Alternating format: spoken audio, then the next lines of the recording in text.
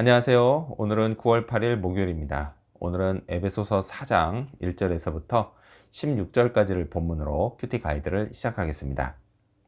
먼저 오늘 이 본문을 통해 제가 묵상한 예수님은 교회의 머리이신 분입니다.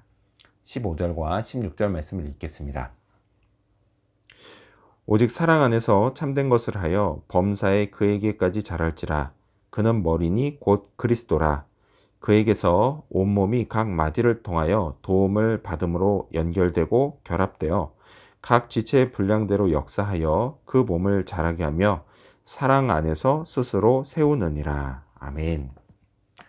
한 개인이 영적으로 그리스도에게까지 자라야 하는 것처럼요, 교회도 그래야 합니다.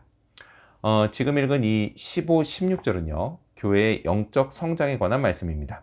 성경은요, 교회가 그리스도에게까지 자라야 한다 라고 말씀하면서 그리스도가 교회의 머리이시라고 말씀합니다. 자, 그럼 교인들은 뭘까요? 교인들은 몸의 각 지체, 그러니까 신체 부위들입니다.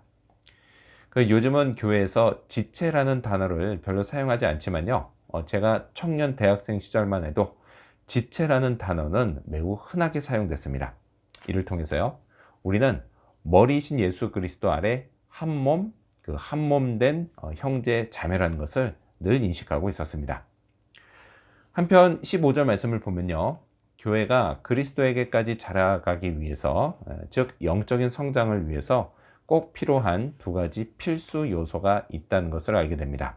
하나는 참된 것을 하는 겁니다. 그냥 가만히 있는다고요, 성장하지는 않습니다. 뭔가 해야 합니다. 다만 거짓된 것은 안 되죠. 참된 것을 해야 합니다. 자, 이를 위해 교회는 진리, 곧 하나님의 말씀을 가르치고 배워야 합니다.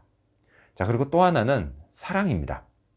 참된 것을 하되 사랑 안에서 해야 합니다. 사랑이 없으면요, 아무리 참된 것을 행한다고 해도 언제나 거짓에 속한 나쁜 열매들이 맺히기 마련입니다.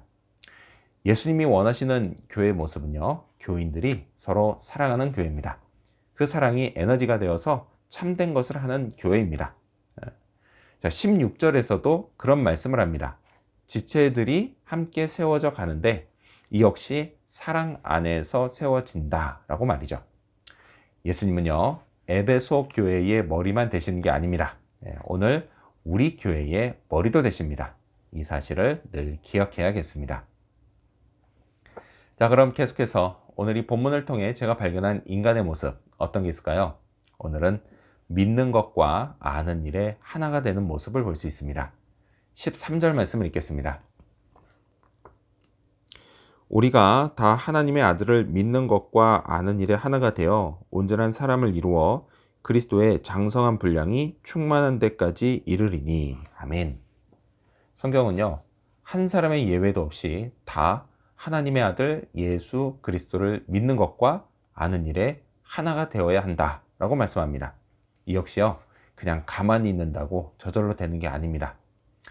자, 은혜로 예수님을 믿게 됐으면 이제는 그분을 열심히 알아가야 합니다. 그때 영적인 성장이 이루어집니다.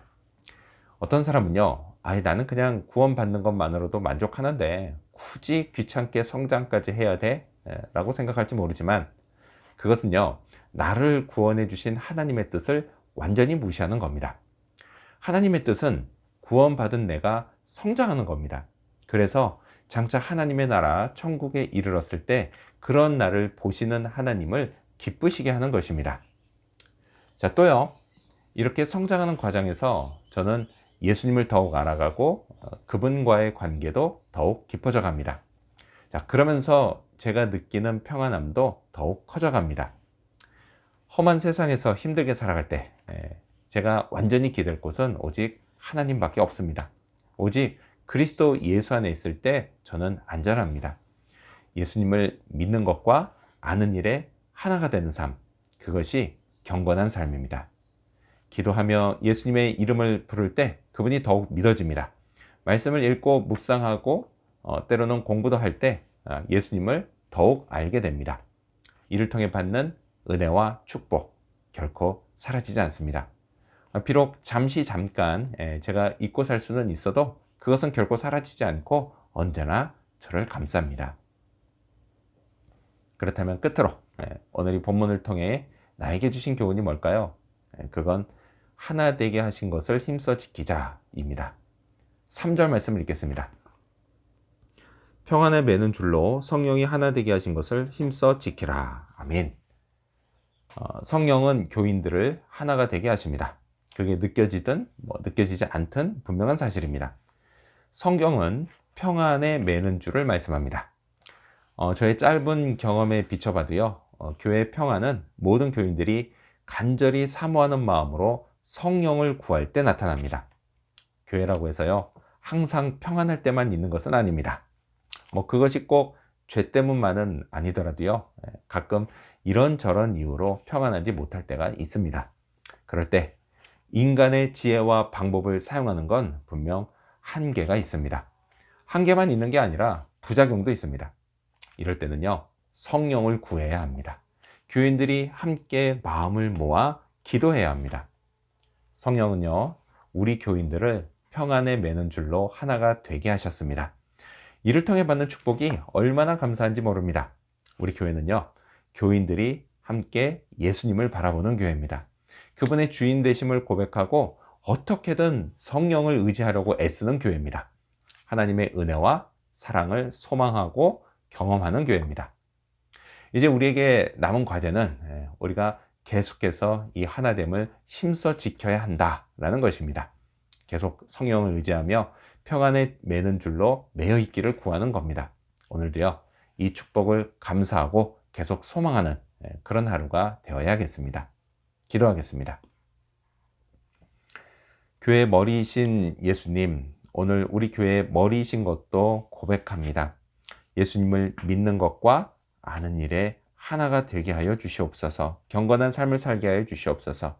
그리고 평안에 매는 줄로 성령께서 우리를 하나 되게 하신 것, 그것을 힘써 지키게 하여 주시옵소서. 이 사실을 잊지 않고 늘 감사하며 또 그렇게 살아가기를 결단하며 오늘도 주께서 도와주시기를 구합니다. 감사드리며 예수님의 이름으로 기도합니다. 아멘.